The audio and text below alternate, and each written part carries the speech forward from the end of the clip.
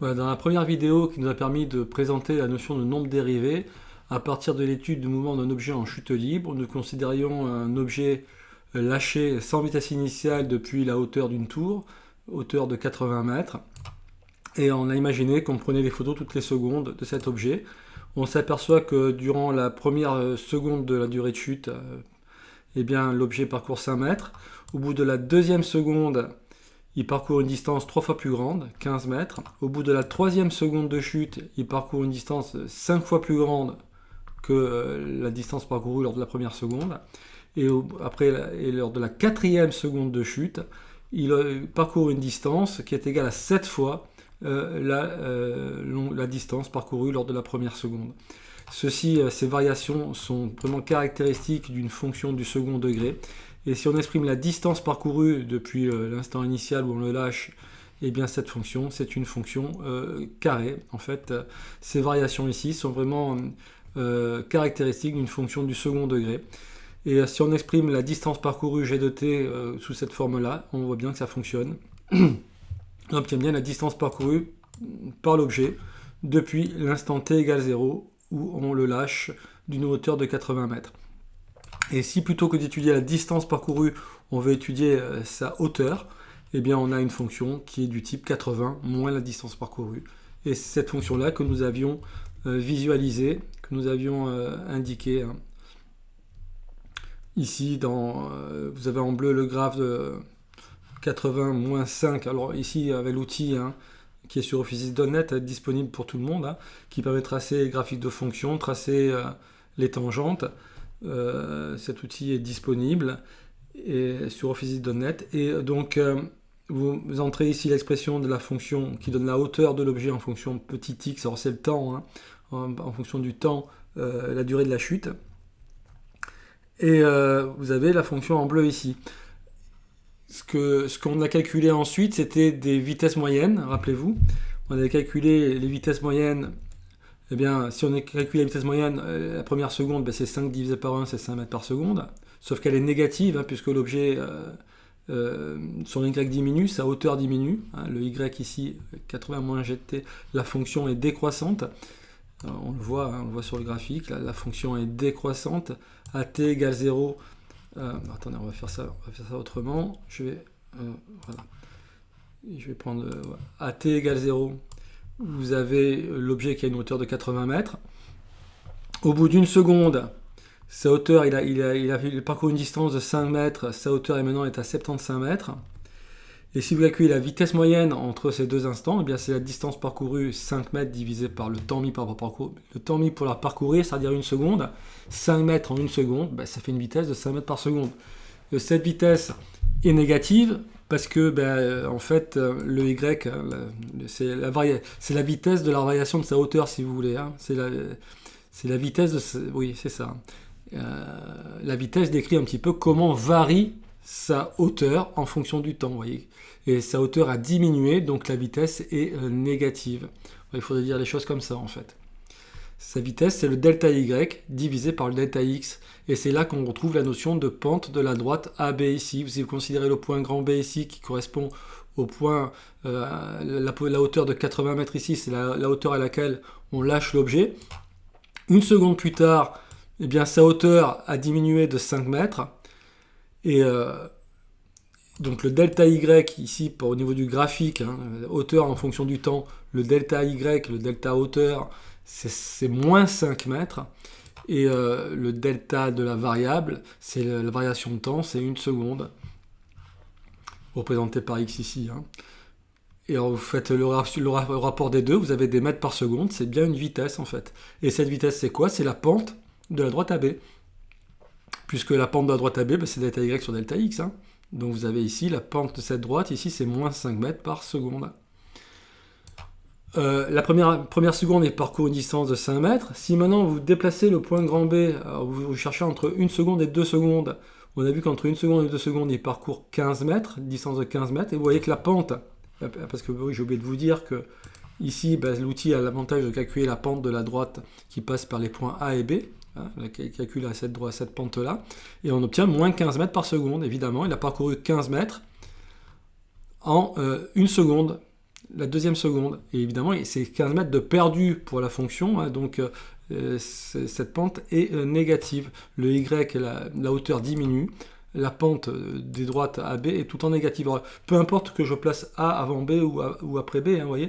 Là, je déplace B maintenant, je déplace A et je m'intéresse entre l'instant 2 secondes et l'instant 3 secondes. Donc B a pour abscisse 2 secondes, A a pour abscisse 3 secondes. Et bien si je calcule la variation de hauteur, bien, cette distance parcourue, on a vu que là c'était 25 mètres, hein, c'est 5 fois la distance parcourue pendant la première seconde. Et bien 25 mètres en une seconde, bien, ça nous fait une vitesse de moins 25 mètres par seconde, et cette vitesse correspond à la pente de la droite AB. Hein. C'est vraiment fondamental d'avoir compris ça.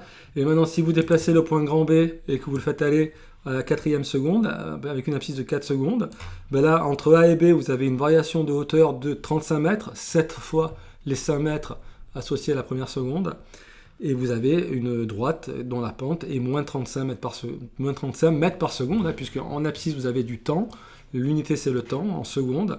En Y, vous avez des hauteurs en mètres. Delta, la variation en Y, c'est donc des mètres. Variation en abscisse, ce sont des secondes. Quand je fais le rapport de moins 35 delta Y sur une seconde, ben j'obtiens moins 35 mètres par seconde, qui est bien la vitesse de l'objet, vitesse négative, encore une fois, parce que sa hauteur diminue et la fonction est décroissante. Et la pente de la droite AB est aussi négative. La droite AB est aussi décroissante. Donc voilà, donc ça c'était cette notion de pente et de pente de la droite AB, c'est ce qu'on a appelé le taux de variation de la fonction, ou encore le taux d'accroissement de la fonction. Et alors, pour obtenir la dérivée, qu'est-ce qu'on fait? Eh bien, on fait tendre le point grand B vers le point grand A. Et on s'aperçoit que la droite rouge s'approche de la tangente. Alors, on peut, pour mieux le voir, on va se placer peut-être ici à t égale 1 seconde. Quand, voilà. Et alors, si vous approchez le point grand B du point grand A, vous voyez que la droite qui donne la vitesse moyenne, hein, entre les deux instants considérés, les deux abscisses des points A et B, eh bien, quand ces deux abscisses se rapprochent, hein, quand la différence entre les deux tend vers 0, cette différence, on va l'appeler petit h, eh bien, vous avez évidemment la droite AB qui se rapproche de la tangente, et sa pente se rapproche de la pente de la tangente. D'où l'idée, hein, pour calculer alors, la pente de la tangente, c'est ce qu'on va appeler la dérivée, qui va donner finalement, qui va correspondre à quoi la dérivée? Puisqu'on a vu que la pente de la droite AB c'est la vitesse moyenne, et bien la pente de la dérivée, ça va correspondre à la vitesse de mon objet, à un taux de variation instantané. Et cette notion de taux de variation instantané, excusez-moi, c'est la dérivée. Ça nous amène à ce qu'on appelle la dérivée du point petit f, la dérivée de la fonction petit f au point grand A d'abscisse 1. Voilà, f' de 1, la dérivée de petit f quand la variable vaut 1. Eh bien, quand b s'approche de 1, on voit que cette valeur, c'est à peu près moins 10. Et on va justifier ça, moins 10, vous voyez. Et si on se plaçait à l'instant 2 secondes, par exemple, voilà, si je veux connaître sa vitesse à l'instant t égale 2 secondes, je place le point B à l'instant 2 secondes. J'approche A de B, et je vois vers quel nombre se rapproche la pente de ma droite, vers quel nombre se rapproche le taux d'accroissement dans la pente de la droite rose. Et alors le truc c'est que il faudrait mieux que je mette le point grand A, parce que sinon je fais varier la tangente. C'est le point grand A qui porte la tangente. Donc là vous avez la tangente au point d'abscisse 2, et quand vous approchez B, vous voyez que la droite AB se rapproche de la tangente, et sa pente se rapproche de moins 20. Donc en fait, en t égale 2 secondes, la vitesse de l'objet à cet instant bien précis, c'est moins 20 mètres par seconde. Alors si vous placez le point grand A à 3 secondes ici, vous allez obtenir que la pente de la droite s'approche tend vers moins 30. Donc ça veut dire que la vitesse de mon objet à l'instant t égale 3 secondes, c'est moins 30 mètres par seconde. À un instant bien précis, vous voyez. C'est la différence entre la vitesse moyenne, entre deux instants, et la vitesse à un instant donné, qui correspond à la dérivée cette fois. La vitesse moyenne correspond au taux d'accroissement. Vous faites tendre la différence des abscisses vers 0, et vous approchez de la vitesse instantanée. Et à la limite, vous avez la vitesse instantanée. Alors concrètement, comment on va faire pour calculer l'expression de la dérivée de la fonction petit f? Eh bien, revenons sur... on l'avait en fait esquissé ici, hein, on calcule des vitesses moyennes et en fait tendre la variation petit h, qu'on appelle petit h, vers 0 pour obtenir l'expression de la dérivée. Mais on va le calculer. Excusez-moi, je suis un peu trop rapide là. On va le calculer, donc je vais faire suivant ici. Voilà, je vais écrire f de t égale 80 moins 5 t carré. Je veux calculer, l'objectif c'est de calculer la dérivée de petit f entière. Alors, je reste avec un t, je ne donne pas de valeur particulière à petit t pour obtenir une formule hein, pour la dérivée. Eh bien, on va calculer le taux d'accroissement. Hein. Le taux d'accroissement, voilà, ou taux de variation, j'écris pas très bien mais c'est pas grave. Donc ça va être f de t plus h moins f de t, c'est un moins ici, hein, divisé par petit h, ce qui correspondait à f de x b moins f de x a divisé par xb moins xa. Ici en fait, le petit h, enfin, vous avez xb qui est égal à xa plus petit h. Le petit h, c'est tout simplement xb moins xa. C'est la variation au niveau de la variable. Voilà, le petit h ici, bah, c'est directement xb moins xa. Et en haut, vous avez la variation des y. Hein, c'est delta y sur delta x. Hein, c'est ni plus ni moins que delta y sur delta x. Vous prenez 2 points du graphique et vous calculez delta y sur delta x. Sauf que là, vous voulez vous intéresser vraiment, vous donnez de l'importance au point d'abscisse petit t. Un point grand A, son abscisse c'est petit t, et son y c'est évidemment f de t.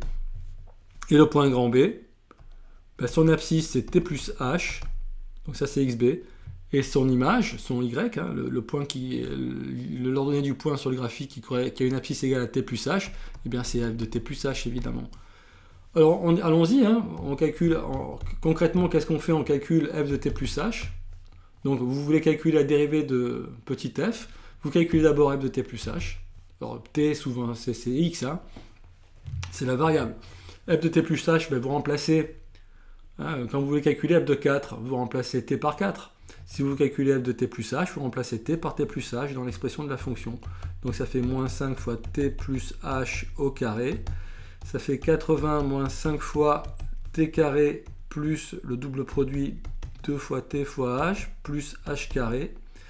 Ce qui donne 80 moins 5t carré moins 10t fois h moins 5h carré. Ensuite, vous calculez le delta y, f de t plus h moins f de t. Bien là, il suffit de remarquer que le 80 plus h, le 80 moins 5t carré qui était là, vous l'avez ici. Donc ça, vous retrouvez ici f de t. Donc f de t plus h moins f de t, ben c'est tout simplement ce qui reste ici à droite. Hein, c'est-à-dire... Ah, je voulais changer de couleur, ça n'a pas marché.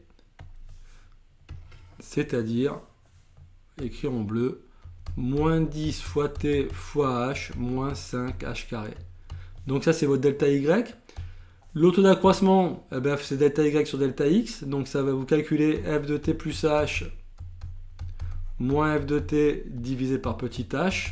Bien, c'est moins 10 fois t fois h moins 5h carré divisé par h. Vous voyez que là, vous pouvez mettre le h en évidence. Donc, il va nous rester du moins 10t moins 5h. Et là, on a presque fini. Là, on a la vitesse moyenne hein, entre deux instants. Mais maintenant, on veut la vitesse instantanée, donc la dérivée. Eh bien, c'est la limite quand h tend vers 0 de ça, hein, de la pente de ma droite. Hein. Donc c'est la pente, en fait, ici je veux obtenir la pente de la tangente. La pente de la tangente qui est la dérivée, c'est la pente, c'est la limite quand h tend vers 0 de la pente de la droite quand le point cette abscisse t plus h se rapproche de t, c'est-à-dire quand h tend vers 0. Et on a juste à calculer la limite quand h tend vers 0 de moins 10t moins 5h. Il suffit de remplacer h par 0 hein, pour calculer cette limite. Et vous obtenez moins 10t. Et on retrouve bien les moins 10 mètres par seconde. La vitesse à l'instant 1 seconde, c'est bien moins 10 mètres par seconde. La vitesse à l'instant 2 secondes, c'est moins 20 mètres par seconde. la vitesse à l'instant 3 secondes, c'est moins 30 mètres par seconde, ainsi de suite. Voyez, vous retrouvez bien les résultats précédents. Voilà. Donc il faut être capable évidemment de faire ce genre d'exercice et se rappeler que cette quantité-là, ça s'appelle le taux de variation. Donc ça, ce sont des définitions à connaître. Un taux de variation de petit f entre t et t plus h, quand la variable, entre la valeur de la variable petit t et la valeur de la variable t plus h. D'accord? Voilà, ou entre les points A et B, hein, si vous utilisez le point grand A, c'est ça, le point grand P, c'est ça. Vous pouvez aussi dire c'est le taux de variation de petit f entre A et B. Voilà. Alors, je vais faire une deuxième vidéo où je vais parler d'équation de tangente aussi, quelque chose de très important. Allez, je vous remercie de votre attention.